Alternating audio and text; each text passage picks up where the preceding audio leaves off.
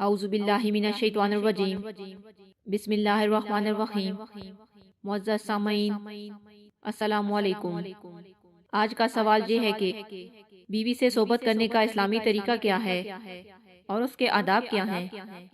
دیکھیں سامعین، شرعی اعتبار سے بیوی سے جس طرح چاہیں صحبت کر سکتے ہیں، کھڑے ہو کر، بیٹھ کر، لیٹ کر، آگے کی طرف سے، پیچھے کی طرف سے، یعنی اگلی چرمگاہ میں، مرد اوپر ہو اور عورت نیچے، سب طرح سے صحبت کرنا جائز اور درست ہے۔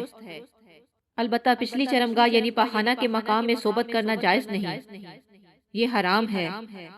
بقدر ضرورت کپڑے اتاریں، اور اچھا یہ ہے کہ ہم بستری کے وقت اوپر سے کوئی چادر وغیرہ ڈھانپ لیں۔ ماہواری کی حالت میں اور پیچھے کے مقام میں صحبت ہرگز نہ کریں، ایسا کرنا سخت گناہ ہے۔